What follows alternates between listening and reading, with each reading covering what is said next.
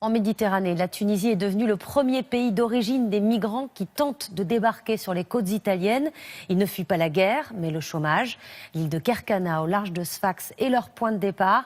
Anne-Charlotte Inet et Guillaume Beaufils ont pu rencontrer de jeunes Tunisiens qui avaient tenté la traversée ou s'apprêtaient à le faire. Voyez leur reportage. Ils trompent l'ennui en attendant de réaliser leur rêve. Traverser la Méditerranée, quitter leur ville de Sfax, leur pays, la Tunisie, et rejoindre l'Europe, coûte que coûte.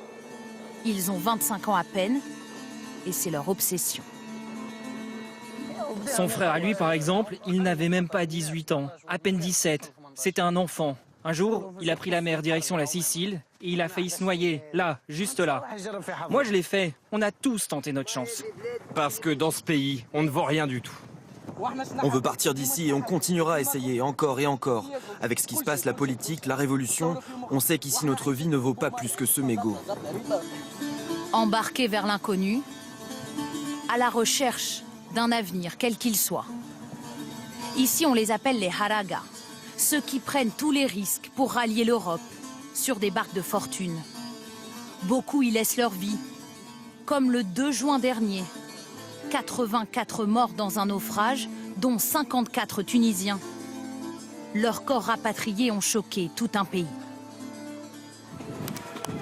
Ce naufrage, Ahmed Bouktir, 26 ans, y a survécu.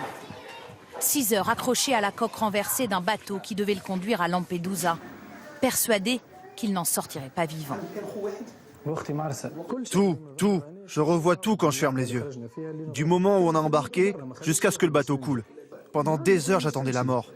C'est tout. C'était la pleine mer, dans la nuit. Je pensais que personne ne viendrait nous sauver. Imaginez, nous, on voyait au loin les gardes-côtes. Ils nous cherchaient, mais il a fallu 2-3 heures pour qu'ils nous trouvent. Son départ, il l'avait jusqu'au bout caché à ses parents. Une famille modeste, un père chauffeur de camion, une mère au foyer. 300 € par mois pour vivre, à peine plus que le salaire moyen. C'est par désespoir qu'Ahmed a voulu fuir. Pourquoi il faut partir ? Quel est mon avenir ici? Ça fait des mois que je cherche du travail. J'ai laissé mon CV dans toutes les entreprises de la ville. Pour n'importe quel boulot, personne ne m'a répondu. Alors à force de chômer, de passer la journée à rien faire d'autre que de boire du café, on se met à réfléchir. Fuir par la mer est la seule solution que j'ai trouvée. Au chômage, comme 30% des jeunes Tunisiens, Ahmed est persuadé qu'en Europe, une autre vie est possible. Ici, on étouffe. Si on est prêt à mourir, c'est qu'on se sent déjà mort. Il a honte de demander de l'argent à son père ou à moi à chaque fois. C'est ça qui l'a poussé à partir. Moi, je ne veux pas que mon fils soit loin de moi, malgré toutes ces difficultés.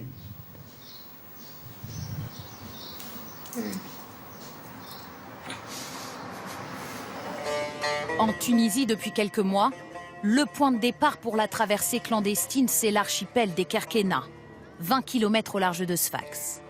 Un ferry assure la liaison, les contrôles y sont rares.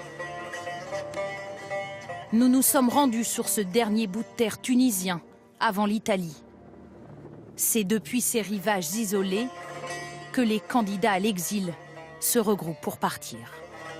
L'île italienne de Lampedusa n'est qu'à 150 km d'ici. Depuis le début de l'année, près de 2000 Tunisiens ont pris la mer d'ici direction l'Europe. C'est désormais la première nationalité à débarquer clandestinement en Italie. Ces migrants, dits économiques, s'entassent sur des bateaux de pêche comme ceux-là, rachetés à prix d'or par des passeurs. Ce pêcheur assiste depuis des mois à ces départs clandestins de plus en plus nombreux et selon lui, même encouragé par les autorités. Tu vois ce bateau vert et blanc, c'est 30 personnes maximum. Mais les passeurs y font monter 100 personnes au moins. C'est politique. Ceux qui partent sont des chômeurs ou des voyous, ils posent des problèmes ici. Il vaut mieux pour tout le monde qu'ils s'en aillent en Italie, tu comprends?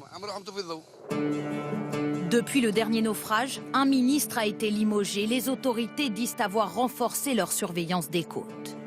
À la nuit tombée pourtant, les candidats au départ continuent de rêver. Sur leur portable, des vidéos tournent en boucle. Celles de leurs amis qui filment leur traversée clandestine, comme ils filmeraient leurs vacances. Des images, des récits idylliques qui les incitent à partir. On a tous des copains qui sont partis. Ils ont travaillé en Europe 3-4 ans, se sont fait de l'argent. Pour eux, tout va bien. Le problème, c'est qu'on n'a pas d'alternative. Parce qu'on n'obtient pas de visa, c'est tout. Ces 3 amis nous l'ont confié. S'ils ne trouvent pas de travail dans les prochains mois, ils feront eux aussi la traversée, au péril de leur vie, comme 9000 autres Tunisiens l'an passé.